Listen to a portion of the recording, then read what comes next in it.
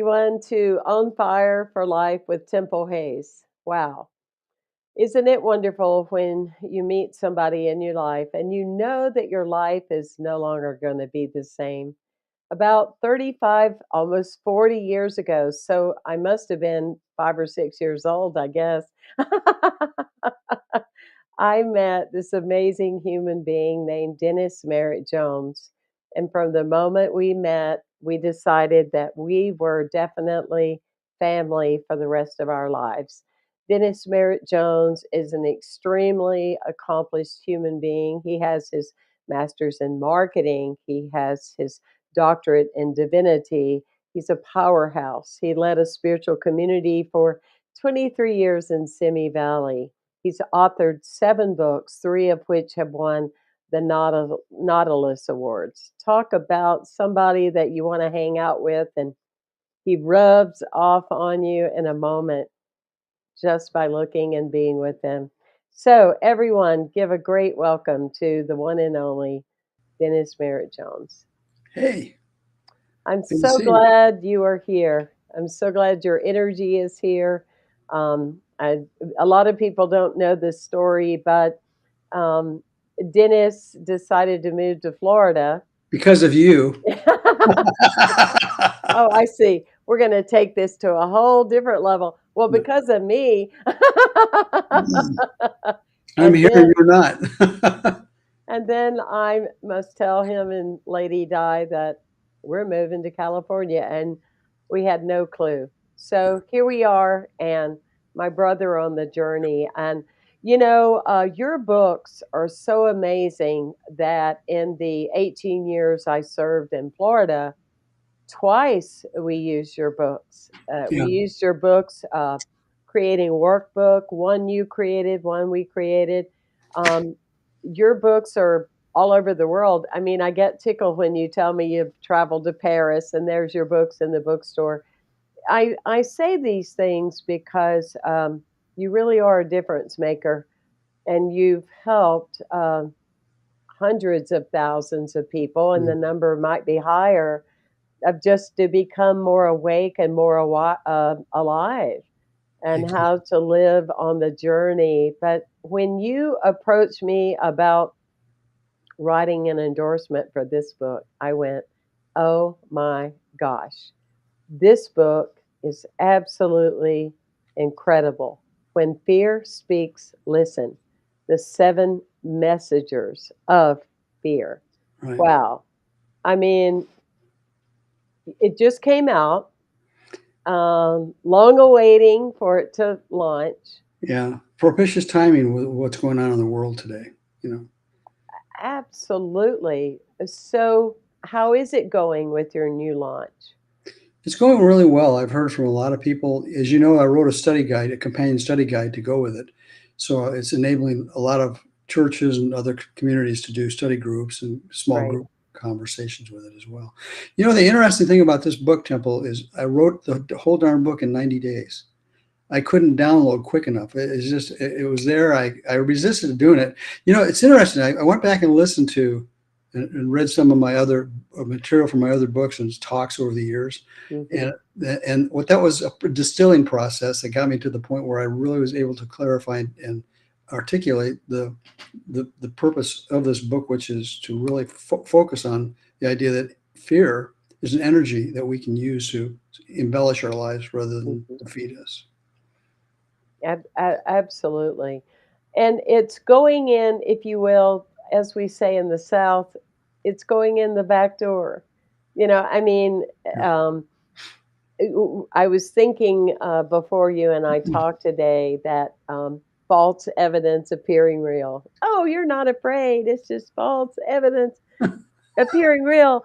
But I'm really afraid. It's just false evidence appearing real. And then I remember the Forget feel everything and run. forget everything and run, or feel everything and run. And then mine was, and the one I put in my book was former experiences actually repeating.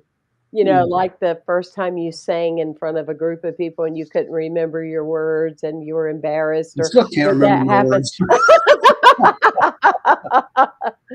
But what I love about you have nailed this, I mean, so much because it is about being, it fascinates me that we believe something greater than us created us, but yet Absolutely. we want to discount and dismiss so many of our emotions that it's not the emotions of themselves that cause the problem, it's the denial of them. Yeah.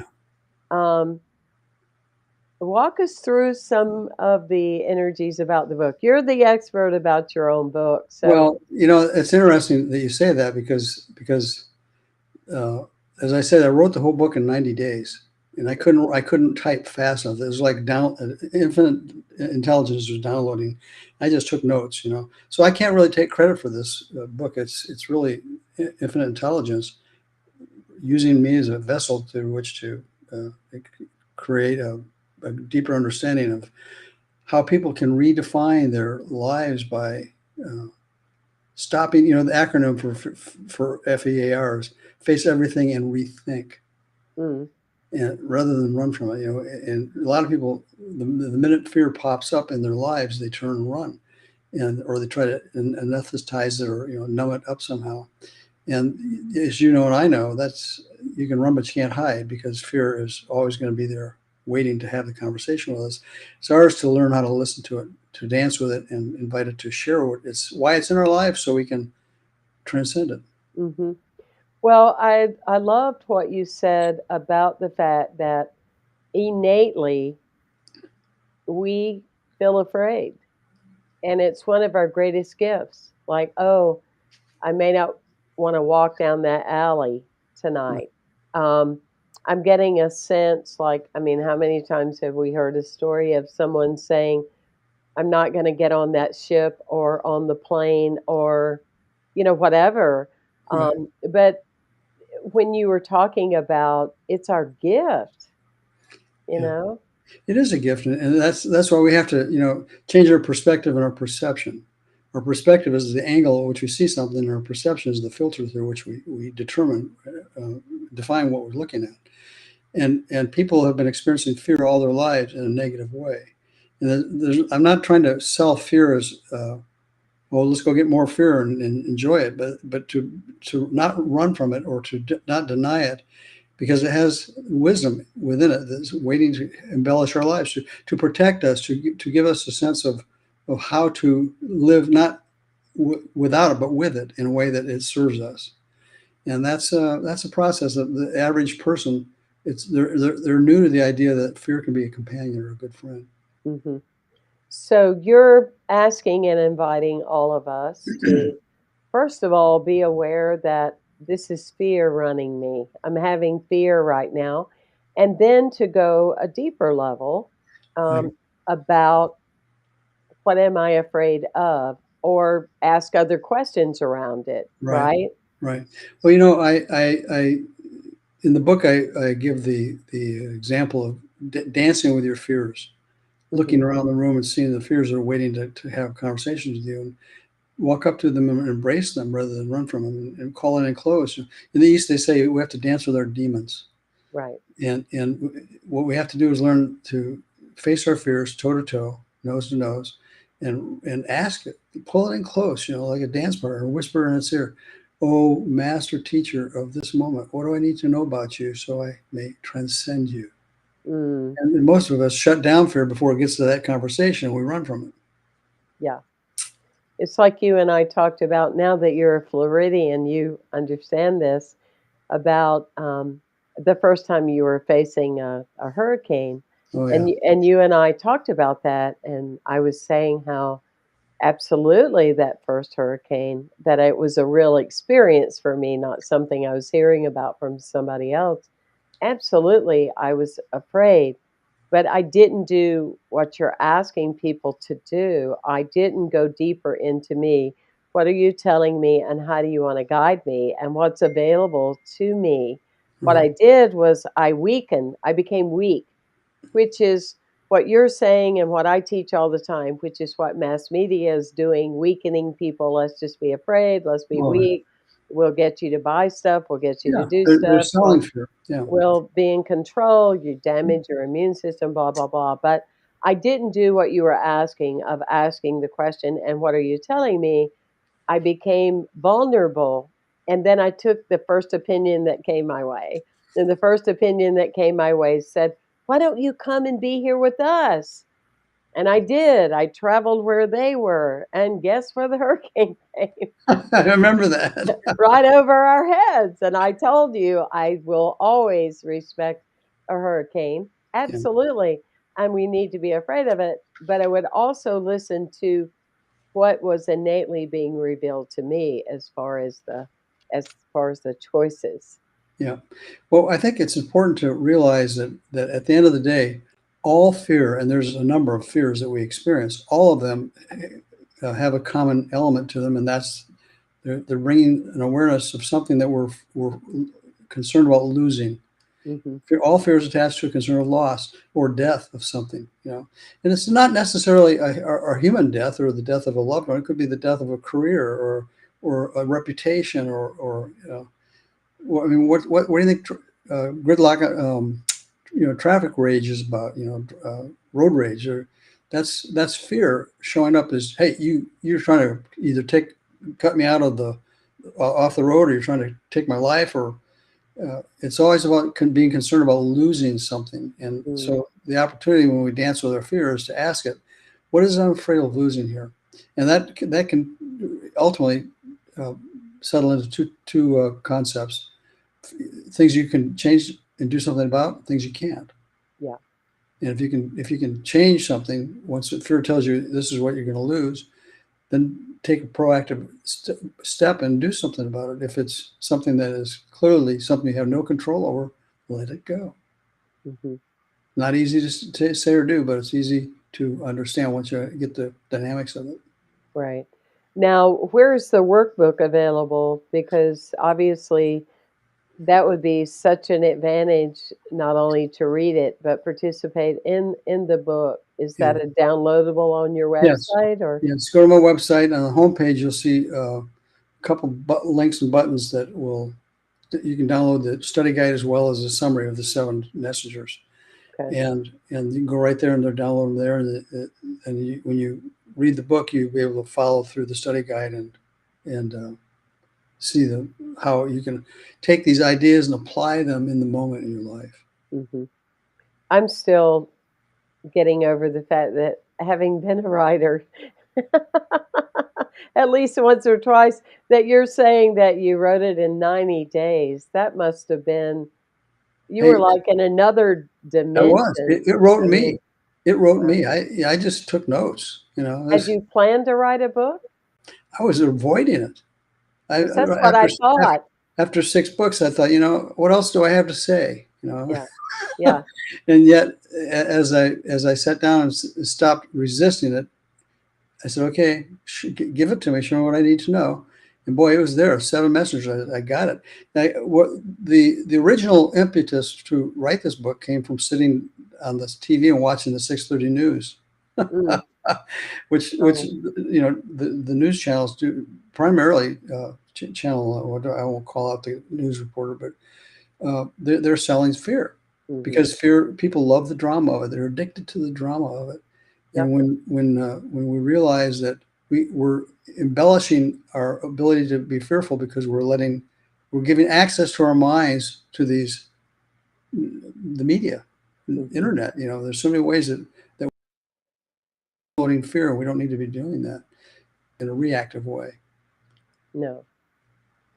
It helps a lot of people have an excuse to overdrink or overdrug. Well, if all this is going to happen, why don't I just have a good time and eat what I want and not really care? And the point I make is that fear is like a loyal puppy dog.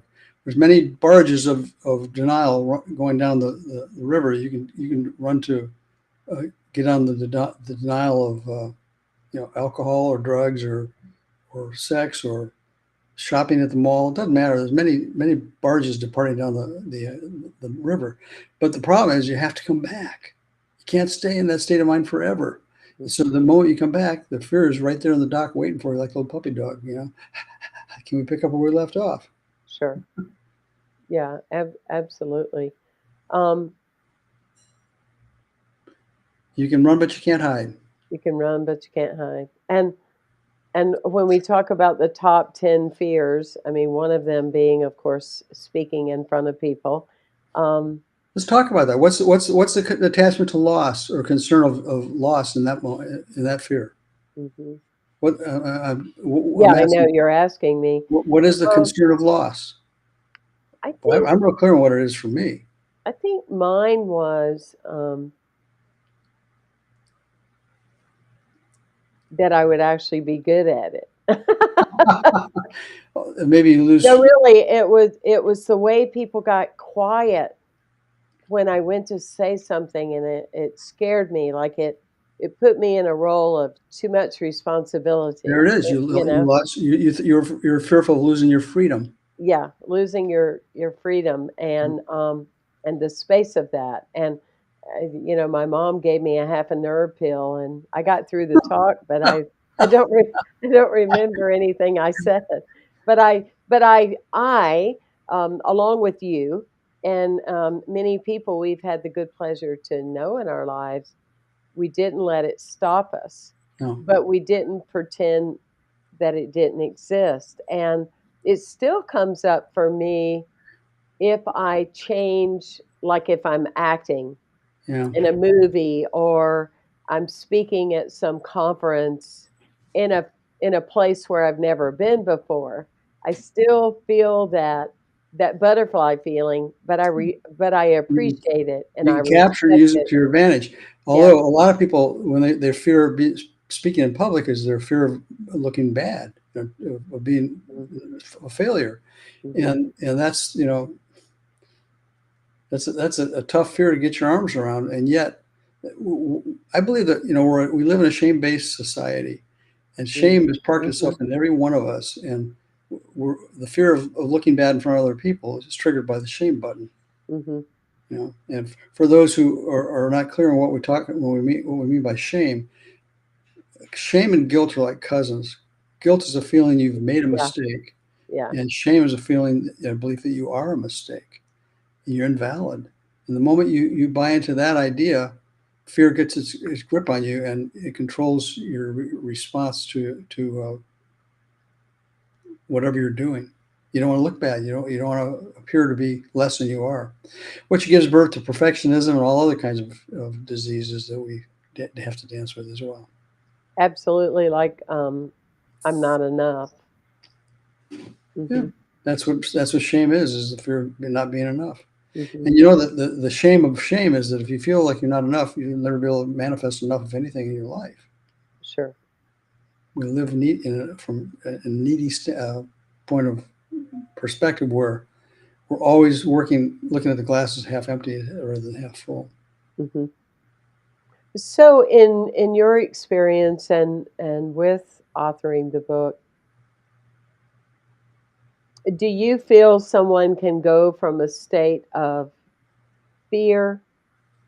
I'm concerned about this. I'm not talking about an unexpected fear like somebody pulls out in front of you or, like, whoa, like a drastic, I'm caught off guard, or the house just shook. I have Mm. that now. The house just shook. Good I old don't earthquakes. you and I traded places, so not that kind, but, like, I'm afraid of something. Do you feel that, and I'm talking very generic here, but is it appropriate then to take time and go and meditate? Is it a walking meditation? Is it drumming? Is it any of the above? Is That's a there really a good question. better way that you feel helps people get in touch with what the root is? I think that it helps to have a conversation with your fears. That's what the whole book is about: is learning how to identify your fears and then talk to them. And if you're Mm, really feeling like you're being overwhelmed with a specific fear, Sit down with it knee to knee and ask it, what is your message? Why are you in my life? Mhm. What am I fearful of losing in this moment? Mhm. Help me understand it. And realizing, and of course, this is where we get the spiritual aspect of it too. If we're one with infinite intelligence, which is the source of all it is, what's to lose? That sounds kind of spiritually cavalier, but it's true. If we're one with the source of all of our good, you can't lose, in the highest sense of the word, anything. Mhm. That's powerful. Yeah. Well, tell us a couple of comments that you've received from people. I'm sure you've received many. That's kind of, and obviously they don't need to be named, but let's delve into that a little bit. Well, it's interesting. I received some endorsements from people in the mental health field, uh, psychiatrists, Mhm. people that are into mental wellness, and they see the value in the process of dialoguing with your fears, actually putting them out in front of you and dialoguing with them. You're not making them real, but you give them a sense of where you're able to listen to what they have to say. And um, I've heard so many comments from people say, "Well, it's so timely now with what's going on in the world." It's true. I Mhm. mean, the world is coming apart at the seams. It's between politics and wars and pandemics. I mean, everybody is running around with their head in their hands, trying to hold on to what they've got. And fear is working hard at helping us to stay in that place of being reactive rather than responsive until we change our perception of fear. That's the whole point of this book, is we have to change our perception Mhm. of fear. Stop making it the evil devil or the enemy. See it as a friend who's coming with a gift for you. A gift. Mhm. What is the gift you're bringing to me right now? What do I need to know about you so I can transcend you? If you're willing to listen, you'll hear it. And again, it'll bottom line into one or two categories: something you can do something about, or something you can't. It's out of your control. Get real clear on what it is, and be willing to take action if it's something you can do something about, and get ready to surrender if it's something you can't do anything about, and just let it be what it is. That's hard. Yeah, that's a big old letting go right there. Sure Yeah, is. and once you are not, you see your fear as more as your sacred friend telling you something you need to know about yourself, Right. and you're in that energy field, then when news flashes across your screen or the next Exactly thing or right. whatever, you're able to really keep it in perspective. Precisely. You Yep. know, you're able to look at your Alexa button on, and I tell her, "Turn off, you're not allowed to listen to me right now." You know, and, um, and you're not, it's not like Velcro then. I mean, that's when you're talking about it, now it's the cicadas emerging. They're gonna cover the earth. We're gonna have bugs all over us. It's just that's the newest thing, right? I mean, it's just There's one always thing something. after another, and and And that's or collective consciousness of race mind is they got to create something to be fearful about. mhm, Let's be fearful about the bugs now. I mhm, mean, the pandemic's now under control, so you don't have to fear that. So now let's create something more we can be fearful about. yep, And it's presidential elections are something people are fearful about as well. What's going on in the Middle East as well as Russia. Holy mhm. cow, there's plenty of opportunities to let fear wrap itself around you if you let it. But I love the intelligence of your approach because, we are aware that there is a small r reality in some of the things that we are viewing, and yet they are way blown out of proportion. And you and I know that. We've sat down, we've had many conversations about how I used to really enjoy, back when I was 20 something, to hear about something on the news, and then they would say, "Come back at 5 o'clock, and we'll tell you how things worked out." You The know, drama, the drama but of it. we would get examples and statistics, and now it's just, alligator. bites man's toe. you know, not, well, this has happened, one time in the last 35 years in this area. There's no perspective. It's just, you better run They're for your they're life. they're Something's capturing going the to get you. yeah, they're capturing the frenetic energy Hmm. that fear can create, and then they just embellish and pour gasoline on it. Yep. Yep. Yep. So this is why it's really important to stay grounded in your spiritual truth. That's why meditation is so important. Daily prayer work. If you don't have a prayer partner, get one. Hmm. If you're off, you're being pulled off the planet with anxiety and fear, call somebody who isn't and have them pray with you to Hmm. bring you back down. It's that simple. And if you're in public life and you stand behind a microphone, um, get 5 prayer partners. I have 5, almost 1 for every day of the week. They're on speed dial, right? But it's important. It's great. It's powerful. It's an investment in yourself. And the whole point is, this isn't anything that's wrong with you. It's about what's right about you. It's about, like you said, the groundedness and the balance and relativity, comparison to other people and their experiences. Right. It's wonderful. I mean, it's a level of maturity, I think. Ooh, emotional maturity. That's good. Hmm. Yeah. Emotional maturity. Yeah. So, with the book and downloading it, and did it trigger um, any of your fears that you've Oh, yeah. had You since you kidding? were a It, kid? it Or yeah, it brought back stories of my. I remember these experiences that I had as a kid growing up, that I was able to relate to what the the the fear was. As I wrote the book, I was talking to these different fears. I do interviews with the fears, and I talk about my own history of what For example, I've written down the 7 messengers of fear: anger, worry, judgment, selfishness, shame, loneliness, uncertainty. I've experienced all those fears, mm, and probably everybody watching this has as well.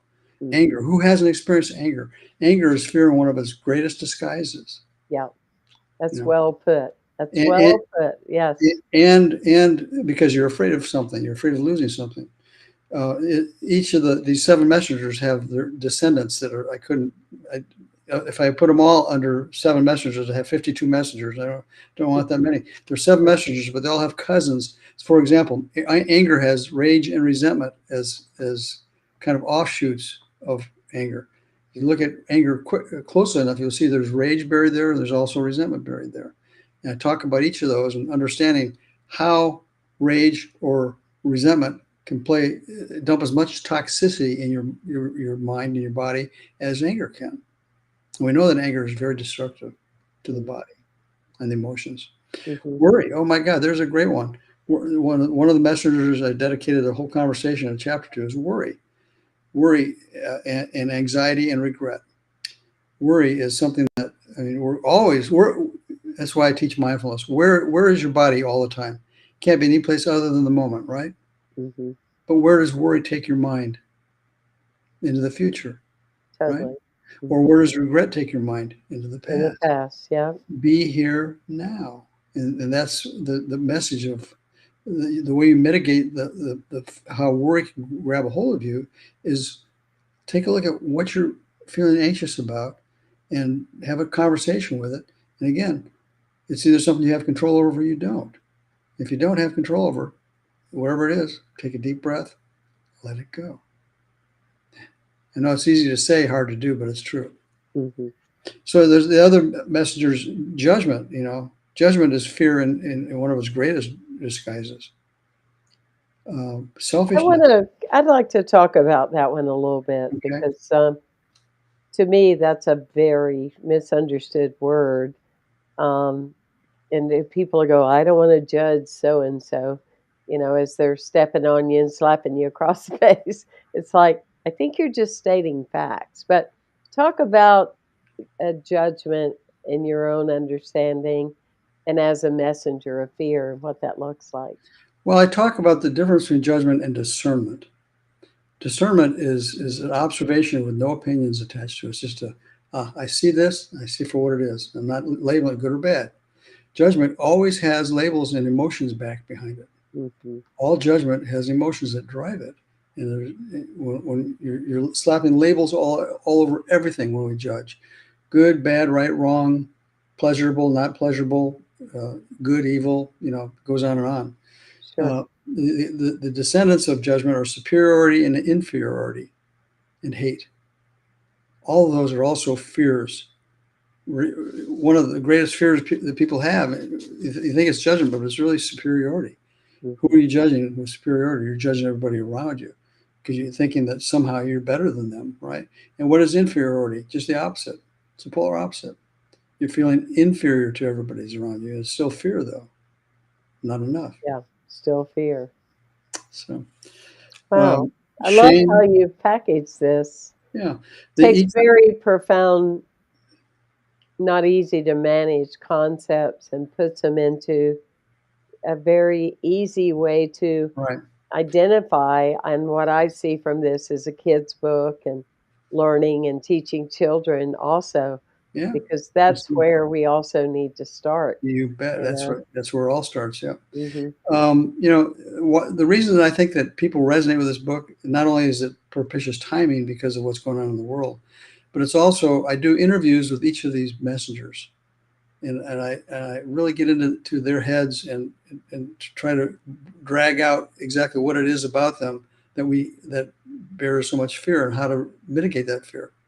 And the seven messengers are not rocket scientists. They'll tell you how to get rid of them or to take a message and send them on their way if you're willing to listen to them. Mhm. Yeah. Wow. It's good stuff.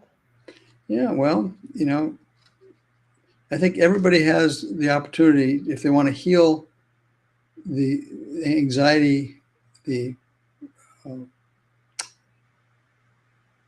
uh, there's so many ways that fear wraps itself around us without realizing that's what it is. Mhm. That's when you need to read the book, is to realize that fear has many, many, many disguises. And a lot of people think of fear as just that feeling of anxiety that comes over us from something that particular is happening, pops up in front of us. You have to understand something. Fear is not out there. It's not out there. Fear is something that lies within us that is triggered by something out there that then ascends from within us. So if it ascends from within us, where do we have to deal with it? Within. I bet they really are embracing this with mental health, Yeah. because of the prolonged activation of fear within an individual. And then one thing can happen and they just snap. Yeah. And it didn't happen last week, or that's how people think sometimes. Well, they were Yeah. okay. But yet the signs were building up, you One of know? the things that the mental health professionals like about it is the mindfulness practices, Hmm. because it gives you steps, how to's to move through. Not just describing the problem, but and every chapter ends with a mindfulness practice as well as an affirmation. So there's a takeaway Yeah. that mindfulness practices give you steps, how to steps to dance with this fear and how to transcend it. Hmm. Because otherwise it's just a great concept Tools without a matter. practice. Tools, Tools tool, do tools matter. really matter. Yeah. And if you can't embrace the tools that are being offered, go watch TV. No, don't do that. Don't do that. Oh, that's so funny. Well, most of your books, if not all of them, have always had tools after each Yes. chapter. That's because mindfulness is the one thing I try to practice on a daily basis. And I've seen in my own life how it has transformed who I am. Mhm. Mindfulness practice.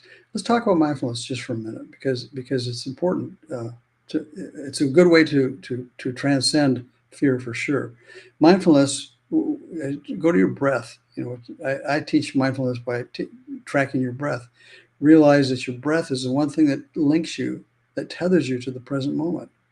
And the present moment is where life is waiting for us to show up so it can bestow its gifts upon us. But again, our bodies are always present moment. They can't be any place else. But where are our minds a majority of the time? They're either out in front of us or behind us, projecting in the future, or we're dragging the dead corpse of the past along behind us. And we'll never get anywhere until we realize that all transformation happens in this moment when you connect with that infinite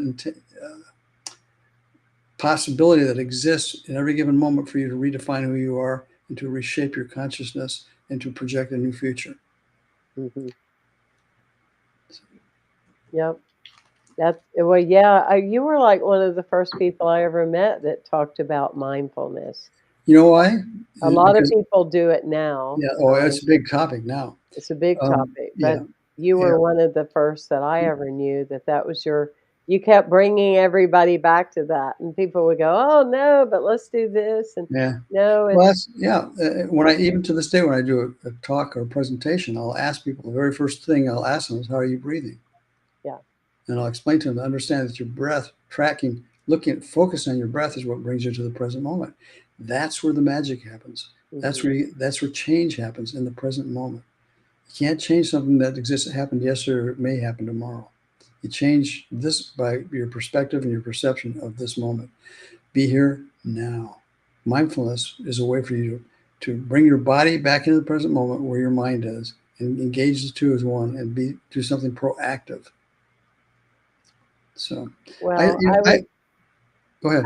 I would love to see you write a children's book.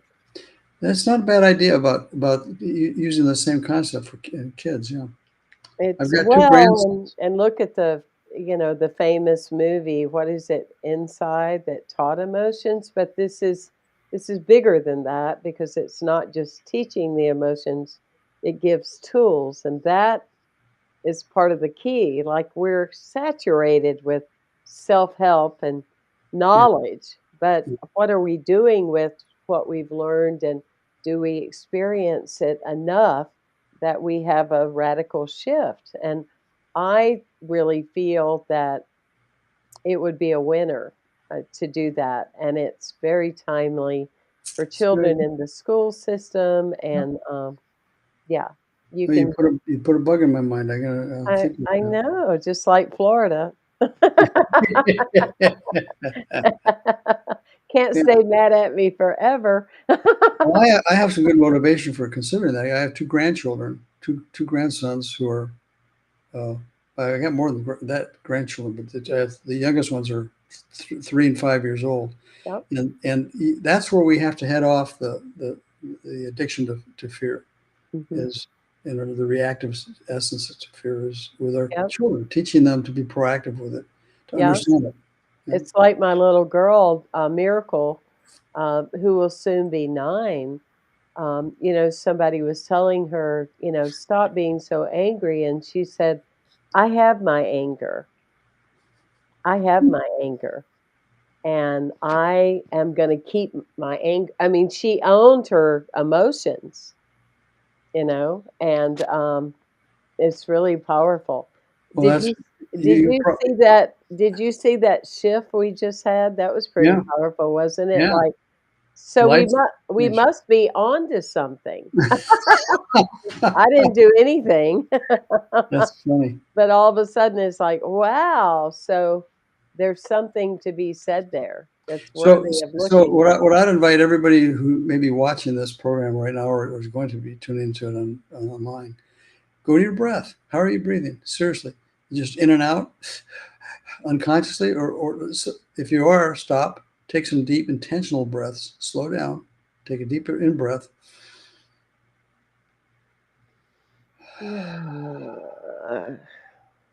Do that a number of times. You can even, I teach in my mindfulness classes to attach an affirmation to it, or a mantra. And the in breath, I affirm to myself, silently to myself, God is, I am. First 2 steps of spiritual mind treatment. God is all there is, and I am one with it. God is, I am. You do that for 10 minutes, and you find your blood pressure goes way down, and the anxiety that whatever is going on in your mind, you'll make peace with it. Doesn't necessarily mean it goes away. And that's the important thing to get it clear about, is that, Fear is not going to go away. It doesn't mean it has to be our bosom buddy, but it does. But it's not going to go away ever, and it's not supposed to. It's there for a purpose. But once we understand how to engage with it intentionally, we can use it as a guide and a friend. Mm-hmm. God is. I am. Now, fear of worry. Tell me what I need to know about you. What am I attached to in this moment of losing so I can transcend you? Mm-hmm. I think one of the biggest ones also is, and I have this happening a lot in my life, and it's not my age; it's just because I know a lot of people, and you do too. Um, when you go and sit down with someone at the doctor's office, and I've had this happen with a friend, and the doctor says, "Mr. So and so, you have 7 months to live," Mm-hmm. and it's like, wow, and to watch that fast track of fear being the driver of the bus. And I'm not saying who wouldn't be. I mean, it's shocking. You don't know, you didn't expect it. But if fear keeps doing the driving, then we don't make the best decisions That's for right. ourselves. That's Hmm. right. And you can put fear in the passenger seat if you want. You can put Right. fear next to you as the guide, but you control the steering wheel. You decide where you're going to go. Hmm. I mean, fear. God, if you're willing to listen to your fear, it can give you some amazing advice. But you got to see it as a friend rather than an enemy. Hmm. Oh, How are we breathing? how are we breathing? Well, this topic itself will cause some people to go vapor lock. Hmm. Because once you start talking about fear, you realize that every all God's creatures got fear. So it's not about getting rid of fear. Please understand this. It's not about getting rid of fear. It's about making friends with it so we can use it to our advantage. Hmm. All God's children got fear, and there's a reason. God is love. And if God is all there is and God is love, why would the beloved instill in us the ability to experience fear? All living creatures experience fear. Why is that? Hmm. Well, because God loves its creation so much that it want to give it tools to enhance its life. Yeah, I've had people try to tell me the fish aren't afraid. I said, why do you think they run from you every time they see you? Of Well, course they I are. don't want to get into biology because I'm sure there are those out there that would give us an argument about, does cicadas have feelings? Oh gosh. Well, Yeah. that brings up a whole other practice, which is reverence.